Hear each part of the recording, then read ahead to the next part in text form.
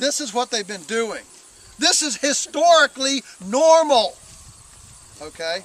And so the beauty is that where this used to be done with shepherds and nomads and herders, and it was very difficult to get the amount of control that we need, we now have this high-tech electric fencing.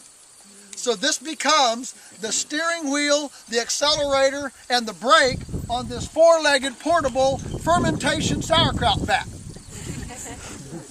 That's what she is. She's a fermentation tank. These cows use their rumen to take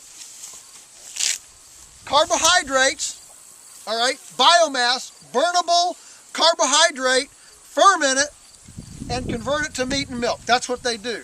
And this is all running on solar energy. And don't miss the number of barn swallows, which are a relative of the purple martin, that are right above the herd, looking just like the birds that are above the big herds of wild migratory herbivores that are scattering up the bugs that are down here in the pasture. These birds, why are they here and not over there? Because these cows are stirring up the insects, and the birds are coming along eating the stirred up insects.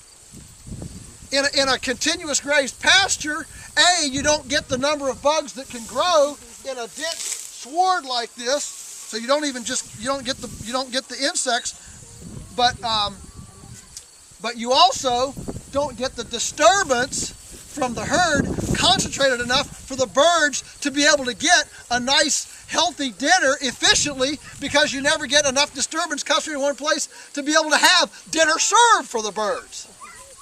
All right? Now, you have about 100 here, right? Yeah, there's 100 here. How long do they graze on each This is a section? 1 day. No. Yesterday they were right here. Today they're here. Tomorrow they'll be in the next one. You can see the cross fence right there. Yeah. So they have this paddock right here. That'll be a 24-hour paddock. Every day we move them to a new paddock. The beauty of this is that it's not just ecologically encouraging, it's also economically encouraging, because the average cow days in Augusta County, I want you to think about this when people say, oh, that's all sweet and nice, but can we really feed the world? In Augusta County, the average cow days per acre is 80 cow days per acre. A cow day is what one cow will eat in a day, all right? Are you with me? A cow day, one cow will eat in a day, all right? The average in Augusta County is 80. In other words, if I buy 100 acres of pasture and I go down to the NRCS office or the extension office and say, hey, I just bought 100 acres of pasture, how many cows can I run there? They'll, punch in some numbers on the computer, and the computer has software for bioregions around the U.S., okay? And it'll pop up 1 cow to 4 acres, which is roughly 80 cow days per acre. 8 times 4 is 320. It's a little bit off from the 350, 365, but you get the picture, okay? That's what it'll pop up here in this area. Are you ready for this? We average here, 400. 400 cows per acre. 400 cow days per acre of productivity.